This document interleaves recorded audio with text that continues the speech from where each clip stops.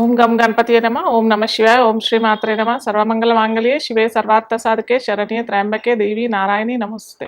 అందరికీ నమస్కారం. సో ఈరోజు మనము యోగాల గురించి చేద్దామన్నమాట. అయితే యోగాల గురించి అనంటే చాలా మందికి కొద్దిగా ఏంటంటే యోగాలు అంటే అన్ని మంచి యోగాలే ఉంటాయా, లేదా యోగాలు అంటే చెడు యోగాలు కూడా ఉంటాయా, లేదా ఓన్లీ చెడు యోగాలే ఉంటాయా, అసలు ఈ యోగం అంటే ఏంటి?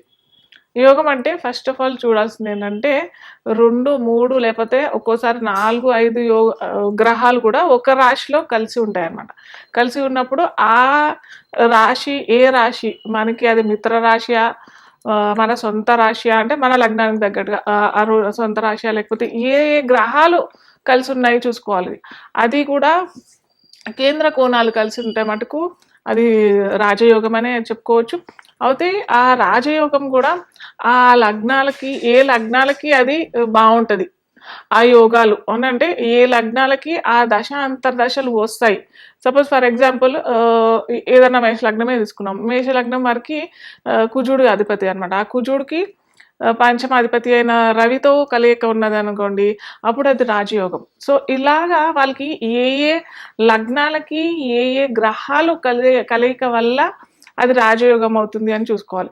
అలాగే మనకి కొన్ని ఏమంటారు, ఇవి బాలేని యోగాలు కూడా ఉంటాయి. కొన్ని గ్రహాలు కలయిక వల్ల అది చెడు యోగాలు క్రింద మనము పరిణమిస్తాం అనమాట. సో అవి కూడా చూసుకోవాలి. సో ఈరోజు మనం మటుకు కొన్ని రాజయోగాల గురించి డిస్కస్ చేసాము.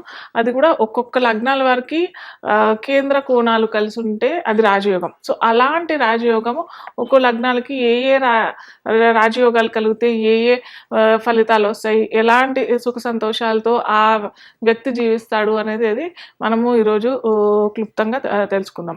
అయితే ఇంకొకటి ఇక్కడ చూడాల్సింది ఏంటంటే, ఎప్పుడైతే కేంద్ర కోణాలు కలిస్తే అవి లక్ష్మీ స్థానము విష్ణు స్థానం అని అంటాం. సో లక్ష్మీ విష్ణువులు ఎప్పుడైనా కలిసినా కానీ అది మంచి యోగమే కదా. సో ఇందులో కూడా ఇంకోటి ఏంటంటే, కేంద్ర కోణాలు అన్నీ కూడా కేంద్ర కోణాలు బాగుండవు. సో అది కూడా చూసుకోవాలి. చూసుకొని మనం తెలుసుకొని ఆ యోగాలు ఆ దశలు అంతర్దశలు వచ్చినప్పుడే అవి ఫలితాలు ఇస్తాయి. ఆ దశ అంతర్దశలు ఒక్కోసారి రావు. యాక్చువల్గా రానప్పుడు ఆ యోగాలు కూడా ఫలించవు మనకి. ఓన్లీ అలా మనకి ఆ జాతక చక్రంలో కనిపిస్తుంది అంతే, కానీ అవి ఎటువంటి ఫలితాలు ఇవ్వవు అనమాట.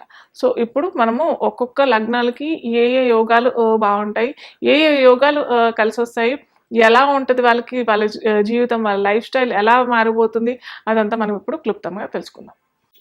కాలపురుషాంగంలో సప్తమ రాశి అధిపతి అయిన తులారాశి అధిపతి, తులా లగ్నం అధిపతి ఎవరు అని చూసినట్టయితే శుక్రుడు అనమాట. శుక్రుడు లగ్నంలోనే ఉన్నట్టయితే మటుకు అది పంచమహాపురుష యోగాల్లో ఒక మంచి యోగం. అది నేను చెప్పాను, నేను పేరు కూడా చెప్పట్లేదు ఇక్కడ. పేరు చెప్తే ఏదేదో అనుకుంటారు కాబట్టి నేను ఏ పంచమహాపురుష యోగాల గురించి నేను ఇక్కడ డిస్కస్ చేయట్లేదు, అంటే నేమ్స్ గురించి. ఓన్లీ అది పంచమహాపురుష యోగాల్లో ఒక యోగం అని చెప్తున్నాను నేను. ఎందుకంటే ఇన్ డీటెయిల్గా మనము పోన్ ఎపిసోడ్స్లో మనం చూద్దాం. అయితే ఇక్కడ ఏంటంటే అదే శుక్రుడు లగ్నంలో ఉన్నట్టయితే ఒక మంచి రాజయోగం.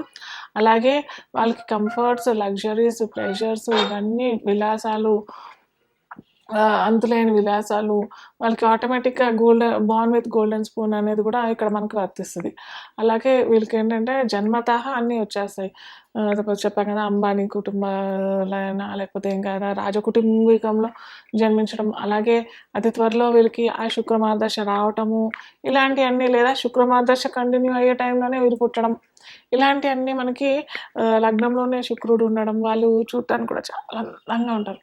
మంచి వర్చస్సు, మంచి అందము, మంచిగా తెల్లగా పాల నురుగు లాంటి అందము, అంత కలరు, ఆ బ్యూటీ ఫేస్లో కళ్ళు, చారడేసి కళ్ళు, చక్కగా ఉంటారు అనమాట చూడటానికి కూడా.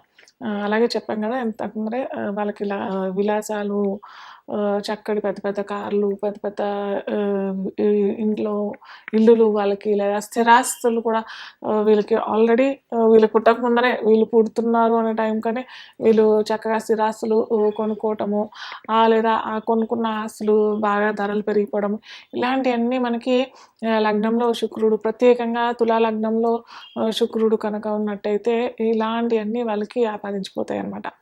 అలాగే శుక్రుడు ఒంటరిగా ఉంటే ఆ ఇబ్బంది ఏం లేదు. శుక్రుడు కనుక వేరే వేరే గ్రహాలతో అంటే బుధుడు వీళ్ళకి ఏంటంటే నవమాధిపతి అవుతాడు, వ్యయాధిపతి అవుతాడు. కాకపోతే బుధుడు, శుక్రుడు కలిసి ఉండేటట్టయితే మటుకు వీళ్ళేంటంటే వారి బుద్ధి తత్వంతోనూ అలాగే వీరు ఇంటెలిజెన్స్తోనూ అన్నీ సమకూర్చుకోవడము అంటే పెద్దగా అయిన తర్వాత బార్న్ విత్ గోల్డెన్ స్పూన్ కాకపోయినా కానీ వీళ్ళు తమ బుద్ధితో అన్నీ ఆపాదించుకోవడము, అన్నీ చేసుకోవటము.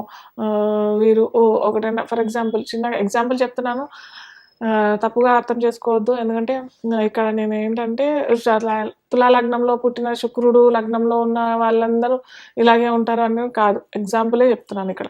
ఏంటంటే వాళ్ళు ఏదైనా షేర్ మార్కెట్లో అంటే శుక్రుడు బుధుడు కలిసి ఉంటే ఎలా ఉంటుంది అని చెప్తున్నాను. వీళ్ళు కనుక ఒక షేర్ కొంటే అది ఒక 10 రెట్లు, 20 రెట్లు, 100 రెట్లు ఇలా పెరిగిపోయే ఛాన్సెస్, అలాంటి రకం గల బుద్ధి తత్వంతో వీరు గెలుస్తారనమాట. మంచి వర్చస్సు కూడా ఉంటుంది వీళ్ళకి. అలాగే వీరు కనుక బుధుడే వీరికి ఎక్కువగా బాగా సపోర్టివ్ ప్లానెట్ అని అంటే మనకి బుధుడే. అలాగే శనితో పాటు కలిసినట్టయితే అంటే చతుర్థాధిపతి పంచమాధిపతి అవుతాడు కదా, చతుర్థ పంచమాధిపతి అయిన శుక్రుడు శని కలిసి ఉన్నట్టయితే వీరు ఏంటంటే వీరు స్పౌస్ భాగస్వామి ఏంటంటే ద్వారా వీరికి డబ్బులు రావటము, లేదా స్త్రీలైతే మటుకు ఖచ్చితంగా వీరు సొంతంగా సంపాదించుకోవటము, లేదా మగవారైతే మటుకు ఖచ్చితంగా వీరి భాగస్వామి అయిన స్త్రీ మూలంగా వీరికి ధనం రావటము, ఇలాంటివన్నీ జరుగుతాయి శుక్ర శని కనెక్షన్ లగ్నంలోనే ఉన్నట్టయితే. అలాగే చతుర్థంలోనూ పంచమంలో, చతుర్థం పంచమం మనకి ఏమవుతాయి, అవి మకరము కుంభరాశి అవుతుంది. సో మకర రాశిలో అయినా కుంభరాశిలో అయినా శుక్రుడు శని కనుక కలిసి ఉన్నట్టయితే చాలా కష్టపడి హార్డ్ వర్కింగ్ చేస్తే మటుకు వీరికి డబ్బులు రావన్నమాట. వస్తాయి, డబ్బులు వస్తాయి, విలాసాలు లగ్జరీస్ అన్నీ వస్తాయి. కాకపోతే తీరిగ్గా వస్తాయి, మెల్లిగా వస్తాయి, నిదానంగా వస్తాయి. ప్లస్ అనుకున్న టైంకి వీరికి ఆ ఫ్రూట్ పండు దక్కే టైంకి దక్కదనమాట. బాగా కొద్దిగా ఒక మిడ్ ఏజ్ దాటిన తర్వాత వీరికి కావాల్సుకున్నవన్నీ విలాసాలు లగ్జరీస్ ప్లేసెస్ అన్నీ రావడానికి ఆస్కారం మనకి కుంభ మకరంలో కనుక వీరిద్దరు కలిసి ఉన్నట్టయితే జరుగుతుంది. అలాగే మంచి రాజయోగం, అది కూడా నో డౌట్ అది రాజయోగమే. కానీ ఆ రాశుల్లో మటుకు నిదానంగా నెమ్మదిగా ఇచ్చే అవకాశాలు ఉంటాయి. అలాగే నవమాధిపత్యం గల మిథునంలో కనుక వీళ్ళు ఉన్నట్టయితే బుధుడితో పాటు శుక్రుడు కలిసి ఉన్నట్టయితే మటుకు మంచి రాజయోగం ఇది కూడా. ఎందుకంటే బుధుడు తన సొంత రాశిలో ఉన్నాడు, అలాగే తన మిత్రుడైన శుక్రుడితో పాటు ఉన్నాడు కదా. సో ఖచ్చితంగా ఏంటంటే తమ బుద్ధితో వీళ్ళు సంపాదన సాధిస్తారు, వీళ్ళు అనుకున్న లక్ష్యాలన్నీ ఛేదిస్తారు. వీళ్ళు చేసిన ఏ ప్లాన్స్ ఫెయిలియర్ అవ్వవు. 90 to 95% ఫెయిలియర్స్ అయితే ఉండరు బుధుడు శుక్రుడు మిథున రాశిలో కలిసి ఉన్నట్టయితే. నవమాధిపతి అవుతాడు కదా, సో అందుకని. అలాగే ఇంకోటి ఏంటంటే అష్టమాధిపతి అవుతాడు శుక్రుడు, కానీ నవమంలో ఉన్నాడు కాబట్టి మంచి రిజల్ట్సే వస్తాయి. ఇంకోటి బాగా తెలుసుకోవాల్సింది ఏంటంటే శుక్రుడు బుధుడు ఎప్పుడైతే ఎక్కడైనా కలిసి ఉన్నట్టయితే వాళ్ళు ఫిజికలీ చాలా మంచి అట్రాక్షన్ ఉంటుంది. వాళ్ళు ఇంకొకటి ఏంటంటే తొందరగా ఎదుటి వాళ్ళని అట్రాక్ట్ చేసుకునే అంత కూడా టాలెంట్ కూడా వీళ్ళకి ఉంటుంది.